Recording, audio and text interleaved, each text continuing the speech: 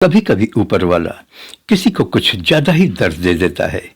वो शख्स चलने की कोशिश तो करता है पर लड़खड़ा कर गिर जाता है। वो उठता है और फिर चलने की कोशिश करता है, लेकिन अभी वो कुछ दूर ही गया होता है कि फिर लुढ़क जाता है। वो शख्स फिर उठता है और चलता है और फिर गिरता ही चला जाता है, और इसी क्रम में कब उसकी जिंदगी खत्म हो जाती है पता ही नहीं चलता। उसे आंसू गिराने का भी वक्त नहीं मिलता है। शायद ऐसी ही जिंदगी मैरियन ने जिया। आप सलाम हिंदुस्तान देख रहे हैं। मैरियन अपनी बेटी के बहुत करीब थी। उसे एक अच्छी जिंदगी देने के लिए वो दिन रात मेहनत करती थी। क्या मैरियन एक बदनसीब औरत थी? शायद थी। मैरियन वाकमायर वेस्ट जर्मनी की रहने वाली थी। बचपन उसका काफी गरीबी और परेशानियों में गुजरा। बचपन में माँ परिवार को छोड़कर कहीं चली गई थी और बाप उसे काफी मारता पीटता था। 16 साल की छोटी सी उम्र में किसी के साथ अफेयर होने पर वो प्रेग्नेंट हो गई थी। प्रेग्नेंट होने पर उसका फ्रेंड उसे छोड़कर लापता हो गया। कुछ ही दिनों बाद उसने 2 बच्चियों को जन्म दिया। मैरियन के न कोई आगे था न कोई पीछे। अपना पेट भरने की सामर्थ्य उसमें थी नहीं। 2 बच्चों को वो कैसे पालती? 16 साल की उम्र में तो वो खुद एक बच्ची थी। उसने अपने दोनों बच्चों को एडॉप्शन सेंटर में दे दिया और जिंदगी एक बार फिर उबड़ खाबड़ रास्तों पर चल पड़ी। 19 साल की उम्र में उसकी फिर किसी एक लड़के से मुलाकात हुई। ये लड़का उसी पब में मैनेजर था जिसमें वो काम किया करती थी। जान पहचान होने के थोड़े दिन बाद ही दोनों ने शादी कर ली और कुछ साल बाद उन दोनों को बेटी हुई। इस बेटी का नाम उन लोगों ने एना रखा। 2 बच्चों को मजबूरी में छोड़ देने का गम मैरियन को कहीं न कहीं सताया करता था। वो बेचारी क्या करती? उस छोटी सी उम्र में न उसके पास पैसे थे और न ही वो मैच्योर और समझदार थी। एना के होने के बाद वो एना की दीवानी हो गई थी। एना उसके लिए सब कुछ थी। मैरियन को एक बार फिर तलाक का गम सहना पड़ा, लेकिन एना उसके साथ थी। एना उसकी ताकत थी। एना को अच्छी परवरिश देने के लिए उसने काम करना शुरू किया। क्या दिन क्या रात उसने पैसे कमाने के लिए सब कुछ एक कर दिया। एना के अलावा मैरियन के घर पर और कोई नहीं था, इसलिए छोटी सी उम्र में ही एना को घर में अकेले ही रहना पड़ता था। कभी कभी जब मैरियन रात को काम पर जाती तो दिन में उसे सोना पड़ता था। मैरियन के घर में रहते हुए भी एना अपने आप को अकेले ही पाती थी। परिस्थितियों ने एना को वक्त से पहले मैच्योर कर दिया था। 7 साल की उम्र में ही एना काफी समझदार हो गई थी।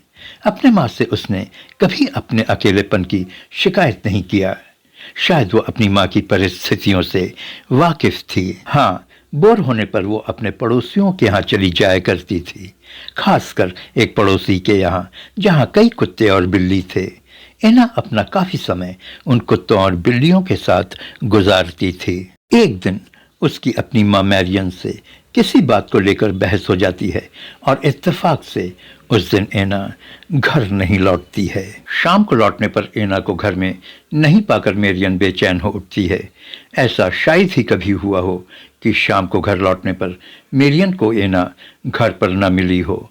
उसने आसपास के पड़ोसियों के यहाँ पता लगाया, लेकिन एना तो वहाँ उस दिन गई ही नहीं थी। देर रात तक जब एना घर पर नहीं लौटी तो उसकी माँ ने पुलिस स्टेशन में कंप्लेंट किया।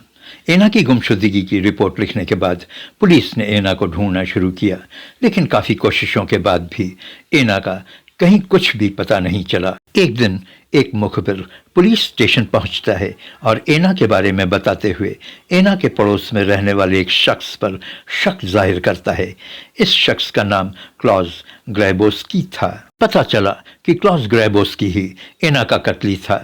एना का रेप करने के बाद उसने एना का कत्ल करके उसके शव को एक कार्डबोर्ड के बॉक्स में पैक करके पास के नहर में फेंक दिया था। पुलिस के कड़ाई से पेश आने पर उसने अपना अपराध कबूल कर लिया। लेकिन अदालत में उसने एक नई कहानी सुना दी। उसने अदालत से कहा कि एना उसे ब्लैकमेल कर पैसे ऐंठना चाहती थी, जिस पर उसे गुस्सा आ गया और गुस्से में उसने एना की हत्या कर दी। ग्रैबोस्की की बात मैरियन को पची नहीं। वैसे भी एना की हत्या ने मैरियन को तोड़कर रख दिया था। अपनी मासूम बेटी पर इस तरह का इल्जाम उसे और भी तोड़कर रख दिया। हद तो तब हो गई जब जज को भी ग्रैबोस्की की बात सही लगने लगी। मैरियन बेचैन हो उठी। उसे लगने लगा कि ग्रैबोस्की छूट जाएगा और उसकी बेटी को उचित न्याय नहीं मिल पाएगा, और मन ही मन उसने कुछ करने की ठान ली। 6 मार्च 1981 की वो तारीख।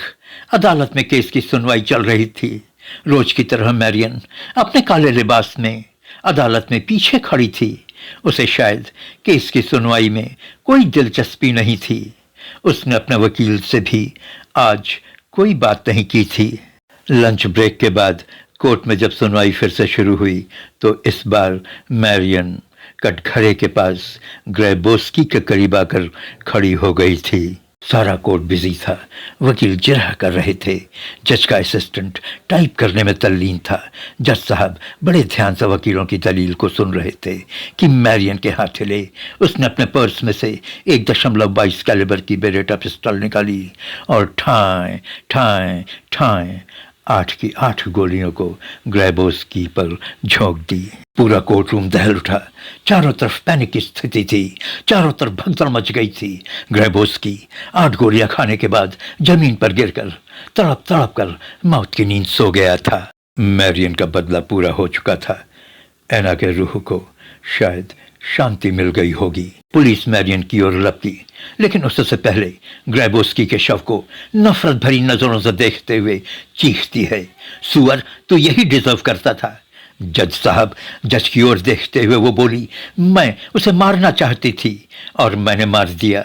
उसने मेरी मासूम बेटी का रेप किया था, उसका मर्डर किया था। उसे यही सजा मिलनी चाहिए थी।